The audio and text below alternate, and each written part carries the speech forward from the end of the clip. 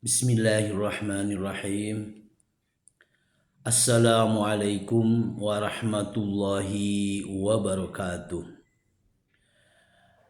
Alhamdulillahirabbil alamin wassalatuhu wassalamuhu ala asrofil anbiya'i wal mursalin Sayyidina Muhammadin wa ala alihi wa sahbihi wa ilaina ila yaumiddin, amma ba'du. Pemirsa TV Pondok Pesantren Ilmu Al-Quran yang dirahmati Allah Subhanahu wa Ta'ala, kita bertemu lagi pada penayangan yang ketiga dengan judul yang sama, yaitu keadaan, masalah, dan solusi kaum muslimin, dengan tema kesalahan yang dilakukan oleh kaum muslimin yang ketiga yang sangat membahayakan kaum muslimin itu sendiri. Baiklah, kita mulai dengan surat Al-Imran. Dengan surat Al-Imran ayat 7, Allah berfirman, A'udzu billahi minasyaitonir rajim. Bismillahirrahmanirrahim. Huwallazi anzala 'alaikal kitaba minhu ayatum muhkamatun hunna ummul kitab wa ukhra mutasabihat, yang artinya dialah Allah Subhanahu wa Ta'ala telah menurunkan kepadamu Muhammad Al-Quranul Karim. Di dalam Al-Quranul Karim tadi ada ayat-ayat yang muhkamat dan ada ayat-ayat yang mutasyabihat. Artinya bahwa di dalam Al-Quran itu ada ayat-ayat muhkamat dan ada ayat-ayat mutasyabbihat. Kita sudah familiar dengan ayat-ayat muhkamat. Apa itu ayat muhkamat? Ayat muhkamat adalah ayat yang jelas maknanya, yang jelas artinya, yang jelas tujuannya. Jadi ayat muhkamat ini tidak boleh ada yang menafsirkan macam-macam, karena jelas. Kita tidak perlu misalnya berpendidikan sampai doktor misalkan untuk memahami ayat muhkamat tersebut. Karena apa? Orang awam pun bisa menerjemahkan ayat muhkamat dengan tepat, karena tidak boleh ada perbedaan pendapat lagi, karena jelas tadi. Nah, ayat muhkamat ini dilihat daripada syariah itu apa yang sebenarnya. Baiklah, kita akan telusuri ayat muhkamat ini. Muhkamat berasal daripada hakama, hukum atau bijaksana. Hakama yahkumu hukman. Makanya di dalam firman Allah banyak kita menemukan firman Allah, Innallaha alimun hakim. Sesungguhnya Allah itu adalah maha mengetahui dan maha bijaksana. Di dalam ilmu shorof, fi'il ini ada yang masuk kepada fi'il lazim, atau dalam bahasa kerennya adalah intransitif. Ada yang masuk kepada muta'addi.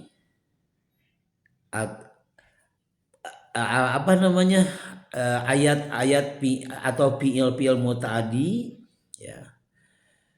Apa bedanya? Fiil lazim itu tidak memerlukan objek. Meskipun tidak memerlukan objek, maka kalimatnya akan sempurna. Sedangkan muta'addi itu adalah atau kata kerja transitif, ya. Itu tidak akan sempurna kalau tidak ada objeknya. Misalkan karoma. Karoma itu adalah fi'il lazim, artinya mulia, ya. Misalkan karoma Zaidun, telah mulia Zaid.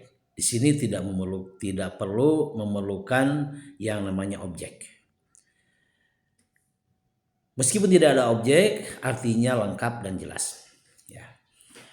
Sedangkan kata muta'addi ini harus memerlukan objek. Kalau tidak ada objeknya, maka kalimatnya tidak akan jelas, ya. Nah, dalam ilmu shorof, untuk merubah kata lazim atau kata intransitif menjadi kata muta'addi itu bisa dilaksanakan dengan dua cara, yaitu dengan wazan af'ala atau wazan fa'ala ditasjidkan. Untuk wazan af'ala yuf'ilu if'alan, gitu kan.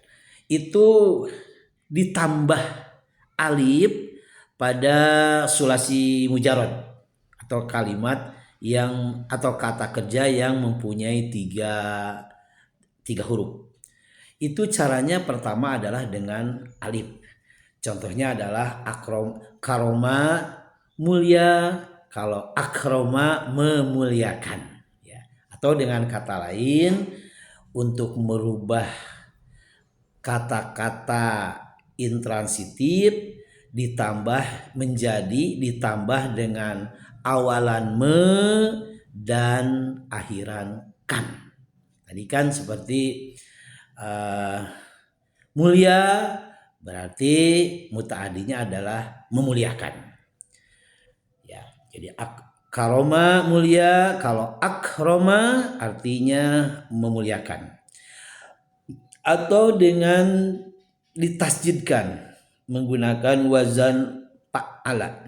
Fa'ala yufa'ilu taf'ilan. Contohnya misalkan kabiro. Kabiro itu besar, itu lazim.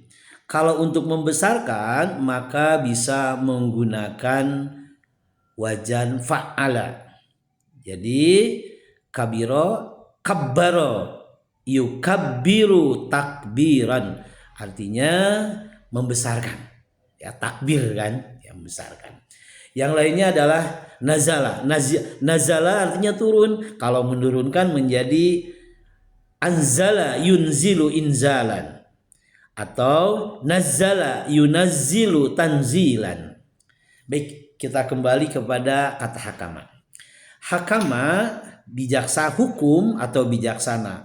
Kalau kita ingin mengatakan menghukumkan atau mengambil hukum atau menjadi hukum, maka bisa ditambah dengan alif menggunakan wazan af'ala, yaitu ahkama yuhkimu ihkaman muhkamatan. Jamaknya adalah muhkamat. Dengan demikian, ayat-ayat muhkamat yang jelas tadi adalah ayat yang berhubungan dengan hukum, yang berhubungan dengan pengambilan hukum, yang berhubungan dengan menghukumkan, menjadikan hukum, atau adalah ayat yang berhubungan dengan fikih. Jadi dengan demikian, menurut firman Allah surat Al-Imran ayat 7 itu, masalah hukum, masalah fikih jelas. Tidak boleh ada pertentangan, tidak boleh ada ikhtilaf. Kenapa? Secara logika saja. Hukum itu kan dari Allah diturunkan kepada Nabi Muhammad. Itu kan? Jadi hukum Islam ini, fikih ini muaranya sama, yaitu dari Kangjeng Nabi Muhammad. Tidak mungkinlah Kangjeng Nabi Muhammad memberikan hukum pada bidang yang sama hukumnya berbeda, tidak mungkin. Misalkan ada yang mengatakan bahwa bertemunya kulit laki-laki, kulit suami dan istri batal. Ada yang mengatakan bahwa bertemunya kulit suami dengan istri batal. Ini kontradiktif, padahal hukumnya sama dari Kangjeng Nabi Muhammad. Berarti salah satu ada yang salah. Tidak mungkin dua-duanya benar. Kenapa? Ya, di dalam di dalam prinsip-prinsip ilmu mantik, ya, tidak mungkin ada sesuatu yang benar dua-duanya padahal kontradiktif. Tidak mungkin. Itu adalah prinsip ilmu mantik atau ilmu logika. Pemirsa, hal ini Allah kuatkan, yaitu dengan surat, ya, dengan surat An-Nisa ayat 82, ya. Allah berfirman, ya, bahwa Al-Qur'an itu, bahwa tentang hukum ini tidak ada pertentangan, tidak ada, dan tidak boleh ada pertentangan, yaitu ditegaskan pada surat An-Nisa ayat 82. Allah berfirman, A'udzubillahi minasyaitonirrajim. Bismillahirrahmanirrahim. Afala yatadabbarunal Qur'ana law kana min indi ghairillah fawajaduhu bihi ikhtilafan katsira. Yang artinya, apakah kaum muslimin tidak mengiktibar atau istilahnya tidak menghayati tentang Al-Quran? Apabila Al-Quran ini dibuat selain Allah, apabila Al-Quran ini dibuat bukan oleh Allah, lawajadu, maka pasti manusia, orang muslim akan mendapatkan fihi, pada Al-Quran tadi, ikhtilafan katsira, berbeda pendapat yang banyak. Tetapi karena Al-Quran ini dari sisi Allah, ya, sesuai dengan surat Al-Imran ayat 7 tadi, maka hukum-hukum yang ayat-ayat yang berhubungan dengan hukum, ya, itu tidak ada pertentangan. Tidak boleh ada pertentangan. Ya. Bagaimana kalau kita bertentangan, berikhtilaf terhadap ayat-ayat muhkamat? Maka Allah memberikan isyarat, yaitu firman Allah surat Al-Baqarah ayat 176. Allah berfirman, A'udzubillahi minasyaitonirrajim. Bismillahirrahmanirrahim. Innalladzina ikhtalafu fil kitab lafi syiqaqim ba'id. Sesungguhnya orang-orang yang berselisih paham fil kitab, tentang isi Al-Quran, yaitu tentang ayat-ayat muhkamat, sungguh mereka akan berada syikakim ba'id, akan berada pada permusuhan yang jauh. Jadi menurut ayat ini umat Islam sekarang terjadi permusuhan antara satu golongan dengan golongan lain, antara ustadz dengan ustadz lain, antara kiai dengan kiai. Kita lihat di media sosial mereka saling cakar-mencakar, saling hina-menghina, saling hujat-menghujat. Itu artinya terjadi permusuhan. Nah, jadi terjadinya permusuhan ini menurut firman Allah surat An-Nisa ayat 82 akibat daripada terjadinya beda pendapat tentang firman Allah yang berhubungan dengan hukum, yang berhubungan dengan fikih. Ini membahayakan, ya. Kita umat Islam begitu menderita. Sudah 1300 tahun kita menderita akibat nenek moyang kita menerjemahkan Al-Quran, yang menerjemahkan Al-Quran tentang hukum, tentang ayat-ayat muhkamat, mereka terjadi perselisih paham. Akibatnya generasi berikutnya ke sini umat Islam menderita karena terjadinya perpecahan, terjadinya permusuhan. Karena secara teori permusuhan dan perpecahan adalah sumber malapetaka untuk menghasilkan generasi yang lemah, generasi yang terjajah, generasi yang terbelakang. Nah, timbul pertanyaan, mengapa para nenek moyang umat Islam ini atau para imam umat Islam ini kok berselisih paham tentang ilmu fikih, tentang ayat-ayat muhkamat?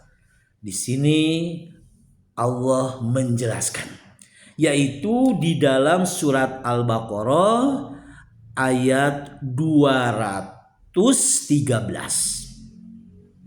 Allah berfirman, A'udzubillahi minasyaitonir rajim. Bismillahirrahmanirrahim. Wa makhtalafa. Tidak ada wa makhtalafa illal ladzina utuhu min ba'di ma ja'atuhumul bayyinatu bagyan bainahum. Bahadallahu alladzina amanu limakhtalafu fihi minal haqqi bi'idznih wallahu yahdi man yasha' ala siratim mustaqim. Yang artinya wa makhtalafa, tidak ada itu perselisihan paham tentang hukum, tentang ayat-ayat muhkamat. Tidak ada. Illal ladzina, kecuali orang-orang utuhu, setelah datang kepada mereka, utuhu setelah diberi kepada mereka, mimba'di ja'athumul bayinat, setelah datang kepada mereka bukti-bukti yang nyata, bukti-bukti ayat Al-Quran yang nyata, bukti-bukti hadis yang nyata. Bagian bainahum, dengki di antara mereka. Imam pun manusia, maka mempunyai sifat dengki. Jadi perselisihan tentang hukum atau tentang fikih atau tentang ayat-ayat muhkamat itu produk daripada dengki para imam. Jangan menyalahkan saya sekali lagi. Itu adalah bayinah. Itu adalah keterangan dari Allah yang jelas melalui firman-Nya surat Al-Baqarah ayat 213. Jadi sekali lagi bahwa ikhtilaf di dalam ilmu fikih, ikhtilaf dalam ayat-ayat Al-Quran itu merupakan produk daripada kedengkian para imam, kedengkian orang-orang yang berilmu pengetahuan Islam. Pemirsa yang berbahagia, coba mari kita menggunakan logika kita. Yang namanya kedengkian tentu produknya tidak akan beres. Yang namanya kedengkian itu adalah produk dari setan. Dengan demikian terjadinya perselisihan paham tentang ilmu fikih, tentang ayat-ayat muhkamat, itu pada dasarnya adalah ajaran setan supaya terjadi permusuhan di antara umat. Pemirsa, namun di sini Allah memberikan indikator apakah kita ini benar-benar beriman yang benar, imannya para rasul dan para sahabat dan tabi'in, atau kita salah berimannya. Maka dilanjutkan ayat tadi. Fahadallahu alladzina amanu. Maka Allah melanjutkan.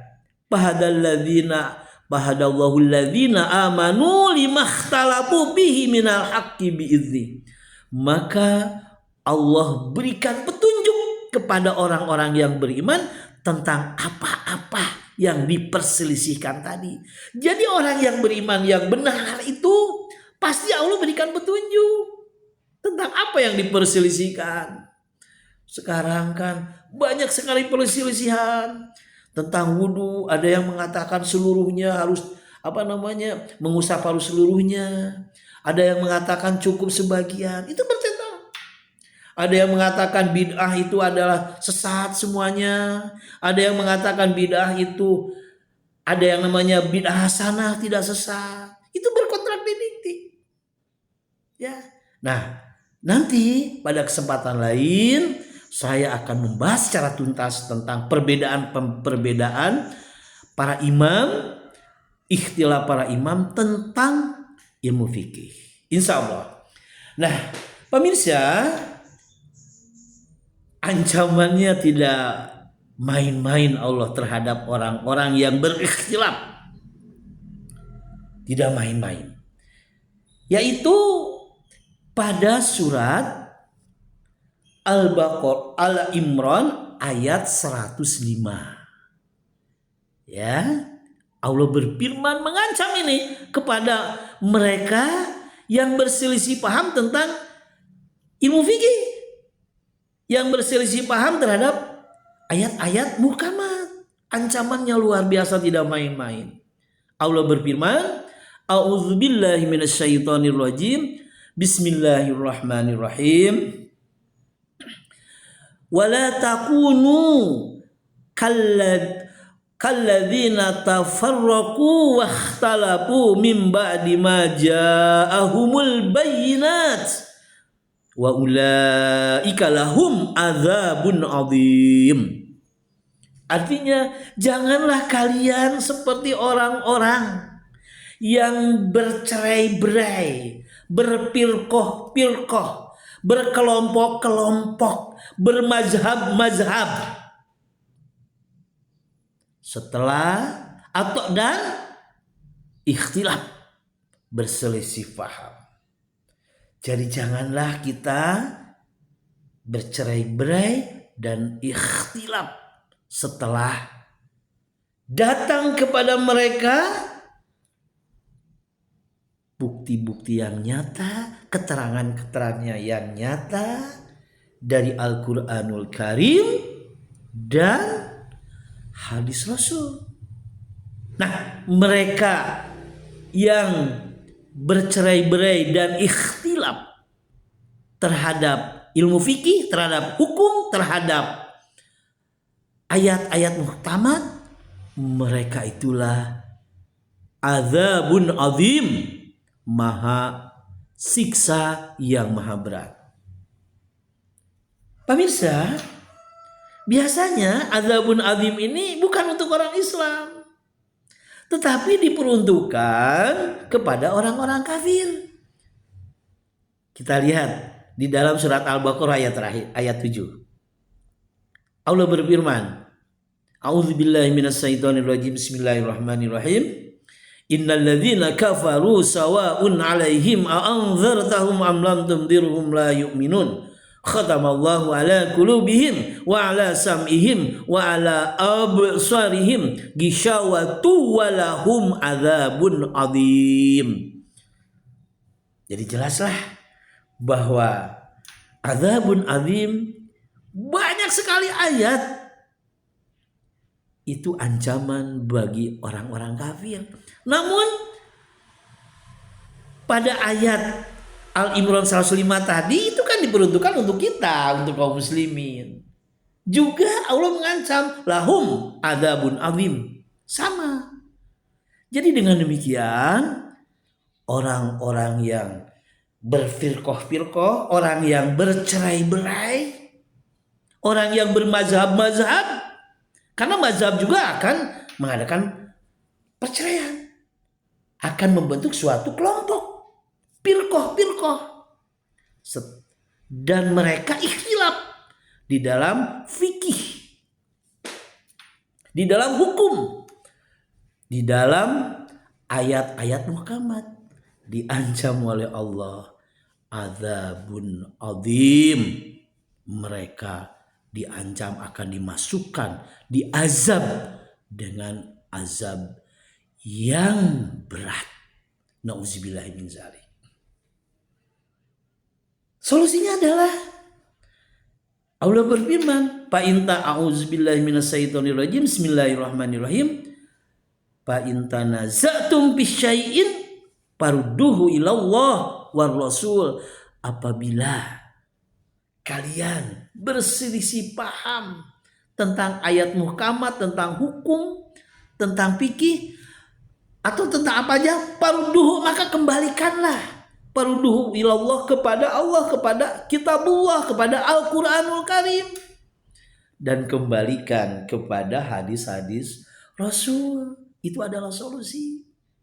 Pemirsa yang berbahagia, kalau kita cinta terhadap negara Indonesia ini, karena kenapa? Karena Indonesia adalah mayoritas Islam. Kalau kita cinta terhadap kaum muslimin, yuk kita rubah. Yuk kita cegah. Jangan sampai terjadi permusuhan. Jangan sampai terjadi pecah belah.